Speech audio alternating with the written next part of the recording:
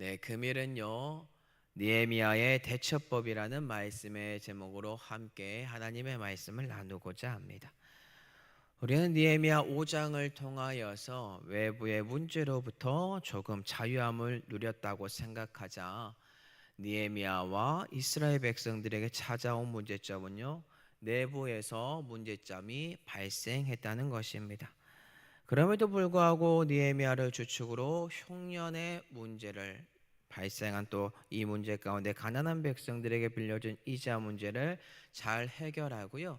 느헤미야가 청덕의 놋을 박지 않고 덕을 세움으로 공동체 안에서의 문제점 그리고 해결 방안을 이끌어간 것을 배웠습니다. 이 어려운 문제들을 잘 넘어가는 것을 우리는 배웠습니다.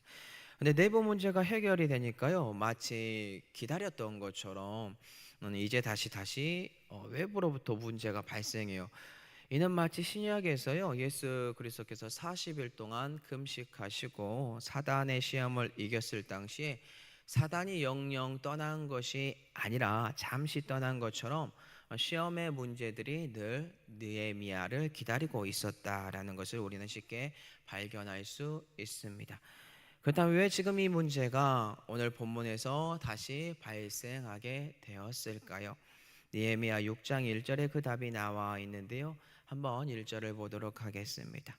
산발락과 도비아와 아라비아 사람 게셈과 그 나머지 우리의 원수들이 내가 성벽을 건축하여 허물어진 틈을 남기지 아니하였다함을 들었는데, 느헤미야 입장에서 살펴보았을 때 외부로부터 느헤미야와 성벽을 재건하는 이스라엘 백성들을 괴롭혔던 산발락과 도비아 일당 무리들 기억하시죠? 그들이 다시 나타나 느헤미야와 이스라엘 백성들이 성벽 재건의 완공을 눈앞에 두고 있다라는 말을 듣게 됩니다. 이 성벽을 건축하여 허물어진 틈을 남기지 아니하였다라는 이 말에요, 반발심을 가지고 있는 무리들의 발 앞에 화를 당할 수 있는 불덩이가 놓인 상황이 그들 앞에 벌어진 겁니다. 느헤미야가 하는 이 일이 완공되면 자신들에게 해를 받게 되고 피해를 볼 수밖에 없기 때문에 이들이 어떻게 해서든지요, 느헤미야의 성벽 재건을 이 완공을 막아야 하는 상황에 놓이게 되었습니다. 그러므로 이들이 하는 행동이 무엇입니까? 오늘 이 문제점을 살펴보고요, 어떻게 느헤미야가 이러한 문제들을 지혜롭게 대처해 나가는지에 관하여 우리는 함께 하나님의 말씀을 살펴보고자 합니다.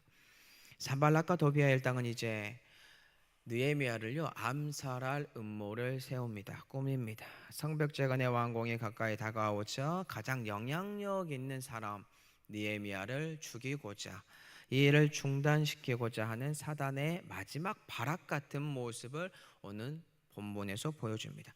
금일 본문 느헤미야 6장 2절 보겠습니다. 산발락과 게셈이 내게 사람을 보내어 이르기를 오라, 우리가 오노 평지 한 촌에서 서로 만나자 하니 실상은 나를 해하고자 함이었더라. 산발락과 게셈이 느헤미야에게 사람을 보냈습니다. 그런데 여기에는 그냥 느헤미야를 오노 평지 한 촌에서 만나자고 한 것이 아니라 실상은 무엇이라고 나와 있습니까? 산발락과 무리들이 느헤미야를 해하고자 죽이고자 하는 충격적인 살인 계획이 숨겨져 있다라는 거예요. 지금 이 절에 나와 있는 산발락 같은 경우는 사마리아의 위정자이고요, 게셈 같은 경우는 아라비아의 위정자입니다. 높은 사람들이죠. 이들이 대표성을 띠면서 느헤미야를 불러요. 정상회담을 하자라는 형식으로 꾀를 쓴 겁니다. 그래서 느헤미야를 부른 겁니다. 그런데 뭐라고요? 여기에는 느헤미야를 죽이고자 하는 사단의 계략이 숨겨져 있다라는 것이지요. 그들이 느헤미야에게 오라고 한 곳은 오노 평지로서 롯 근처 요바라는 남동쪽 지점에 위치한 곳입니다. 여기는 예루살렘과 사마리아 중간에 있는 평지입니다. 위치가 좀 이상하죠? 함께 모이고자 하는 위치가 이상해요. 느헤미야는 단번에 이상한 위치에서 만나자라는 이 말에 자신을 유인하여 살해하려는 것을 단번에 파악합니다. 그리고 느헤미야는 그들에게 사자를 보내고요, 말하기를 자신은 이제 이 큰 역사를 행해야 하니 내려가지 못하겠다. 어찌하여 역사를 중지하게 하고 너희에게 내려가겠느냐라고 말을 합니다. 그들에게 느헤미야가 거부 의사를 밝혀요. 그들 또한 끝까지 포기하지 않습니다. 4번이나 똑같이 사람을 보내서 느헤미야 죽이고자 합니다. 네, 그런데 그때마다 느헤미야 또한 똑같은 대답으로 그 상황을 대처하면서 응수해요. 자, 이제 산발락과 그 일당들 더욱더 치밀하고요 치사한 방법으로 느헤미야를 괴롭혀야 돼요. 이게 5번째 편지에 이제 그 내용이 담겨져 있는데요. 느헤미야 6장 5절을 한번 보겠습니다. 그들이 보낸 편지인데요. 5번째는 그 종자의 손에 봉하지 않은 편지를 들려 내게 보냈는데, 사발락이 보낸 이 편지 다른 편지랑 좀 다르죠. 봉하지 않은 편지로 느헤미야에게 오게 됩니다. 자, 그러면 성도 여러분들에게 한번 질문 드려볼게요. 밀봉되지 않은 편지를요 내가 누군가에게 전달해야 한다. 그러면 성도 여러분들은 어떻게 하시겠습니까? 밀봉되지 않은 그 편지 읽어보시겠습니까? 아니면 읽어보지 않으시겠습니까? 밀봉이 되어 있지 않은 그 편지요 전달하는 사람이 그 편지 읽어볼 가능성이 크다라는 뜻입니다. 쉽게 생각해 보시면 돼요. 실제로 그때 당시의 편지는요 보통 파피루스나 가죽판에 써서 둘둘 말아요. 그리고 비단에 둔 가방 속에 넣어둔 묶어둔 뒤에 이 편지들을 보통 파피루스 가죽판에서 둘둘 만 다음에 주의 깊게 봉합니다. 이거를 보지 못하도록 봉하는 거예요. 이게 보통이에요. 그런데 봉하지 않은 편지라는 것은 급박하게 전달하는 것처럼 보여요. 위장술이죠. 전달하는 자가 중간에 살펴볼 수도 있어요.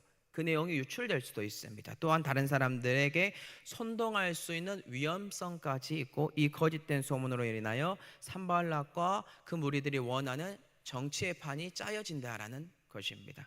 이뿐만 아니라 느헤미야는 이 소문들이 만약에 퍼지게 되잖아요. 느헤미야 감정과 지식적인 모든 것들을 자극시켜요. 그의 목을 올가매게 되고 그를 심적으로 압박하는 술수다라는 것입니다. 그 다음에 이 5번째 편지의 내용 무엇이다라고 나와 있습니까? 그 내용은 이렇습니다. 느헤미야 당신과 유다 사람들이 왕에게 반역할 계획을 세우고 있다는 소문이 온 나라에 퍼지고 있다. 가스무도 말하기를 그 소문이 옳다라고 말하고 있고, 당신이 성벽을 쌓고 있는 것도 그 때문이라고 하고, 그 소문에 따르면 당신이 그들의 왕이 되려고 한다라고 되어 있어요. 이뿐만 아니라 느헤미야 당신은 예언자들을 내세웠는데 예루살렘에서 유다의 왕이 있다라고 하게 하였으니 지금 이 말이 왕에게 들리게 되어 왕도 듣게 될 것이다. 그러니 너는 이제 와서 우리와 함께 이 내용 정말 너가 정직하다면 의논하자라고 합니다. 산발락과 그 일당들 이 악한 꾀를 부림으로 느헤미야가 빠져나가지 못할 구멍이 없도록 압박합니다. 그가 자신에게 나올 수밖에 없는 편지의 내용과 정치적인 술수로 악한 꾀를 내었습니다. 그것도 봉인하지 않은 편지를 통해서요. 그런데 어떠한가요? 느헤미야는 이들의 말에요 응하면 죽습니다. 산발락과 그 일당이 느헤미야가 어떻게 해서든지 이 올무에 걸리게 하기 위한 이 정치적인 방법, 이슈와 플러스 반역죄 플러스 왕에게 이 말들이 들어가므로 너는 이제 각오해야 할 거야 등 느헤미야가 두려움을 느끼게 하므로 자신들에게 오게 함과 동시에 성벽 재건이라는 이 역사, 대단한 역사를 중지하게 하므로 이 일을 성취하지 못하도록 하기 위한 일들이 펼쳐집니다. 그럼에도 불구하고 느헤미야 어떻게 이 문제에 대처합니까? 어떻게 행동합니까? 느헤미야 6장 8절입니다. 내가 사람을 보내어 그에게 이르기를 네가 말한 바 이러한 일은 없는 일이요 내 마음에서 지어낸 것이라 하였나니. 느헤미야는요 산발락과 그 일당의 말에요 응하는데 어떻게 응해요? 그들이 원하는 곳에 간 것이 아니라요 사람을 보냅니다. 말합니다. 네가 말한 그러한 일 없는 일이다. 이 말 너의 마음에서 지어낸 허구다라고 그렇게 말을 해요. 지금 느헤미야 모습에서 우리는 무엇을 볼 수 있습니까? 두려움이 없어요. 두려움이 보이지 않아요. 오히려 담대함으로 그들의 완악한 관계를 깨트려 보고 담대하게 행동을 이어갑니다. 그런데 실제로 산발락과 그들이 생각하고 만들어낸 이 상황 어떠한 상황이라고요? 일반인들이 처하면 어떻게 할까요? 느헤미야 6장 9절 한번 볼게요. 이는 그들이 다 우리를 두렵게 하고자 하여 말하기를 그들의 손이 피곤하여 역사를 중지하고 이루지 못하리라 함이라. 이제 내 손을 힘있게 하옵소서 하였느라. 산발락과 그 일당이 만들어 놓은 이 상황, 보통 사람들이면요 두려움 느낍니다. 이 감정이 좌절을 맛볼 수밖에 없고요, 손이 피곤할 수밖에 없는 상황, 성벽 재건하고 있는데 이 역사 중지할 수밖에 없는 상황이 펼쳐진다라는 거예요, 일반인들은.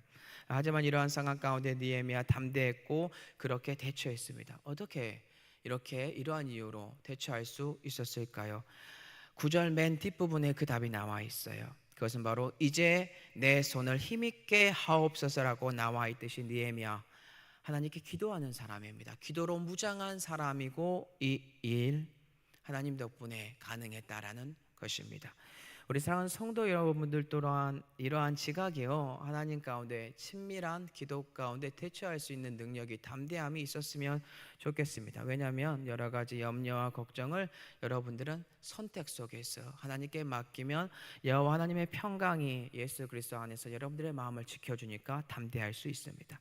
말씀을 정리하겠습니다. 우리는 오늘이요 느헤미야가 산발락과 그의 일당들의 악한 꾀에 어떻게 대처하는지 그 방법을 배웠습니다. 산발락과 그 일당들의 모습은 영적으로 접근하잖아요. 사단의 무리들이 방해하는 모습입니다. 그리고 느헤미야는 하나님의 편에 서서 이 전쟁을 전략적으로 아주 지혜롭게 전쟁을 이끌어가는 모습을 우리가 봅니다. 하지만 사단의 무리들이 펼치는 전략은 정치적인 여론몰이 그리고 정신적 감정적 스트레스와 두려움을 느헤미야에게 계속해서 반복적으로 주므로 이 성벽 재건의 역사를 막는 것이었습니다. 근데 이러한 사단의 무리의 방법에 느헤미야 어떻게 대처했다고요? 담대함으로 이겼고 지략으로 이겼고 그들의 게임을 단번에 파악함으로 이겼고 마지막으로 중요한 사실은 하나님께 드리는 기도로 승리하였다라는 것입니다. 오늘 우리 사랑하는 성도 여러분들 또한 이러한 존재들이 됐으면 좋겠습니다. 누가 하나님의 일을 하다가 산발락 같은 존재들에 의해 죽을지도 모르는 계략에 처해 있을지 모르지만 그러한 순간이 왔을 때 느헤미야처럼 하나님을 의지함으로 담대하시고요, 그들의 지략보다 하나님의 지혜가 크다는 것을 믿으시고 하나님을 의지하시고 기도하심으로 그 모든 순간들을 승리하는 삶이 넘치기를 축복합니다. 느헤미야는 오늘 그러한 삶을 살았고 결국에 성벽 재건 공사 나중에 마무리하게 됩니다. 완공하죠. 오늘 우리도 느헤미야처럼 사단의 방해 공작이 있을지라도 담대함으로 그리고 지략을 갖고 하나님을 의지함으로 기도로 대처해서 하나님 나라의 성벽 재건, 오늘날에도 보이지 않는 하나님 나라의 모든 것들을 만들어가는 은혜가 저와 성도 여러분들이 흘러넘치기를 예수 그리스도 이름으로 축복합니다.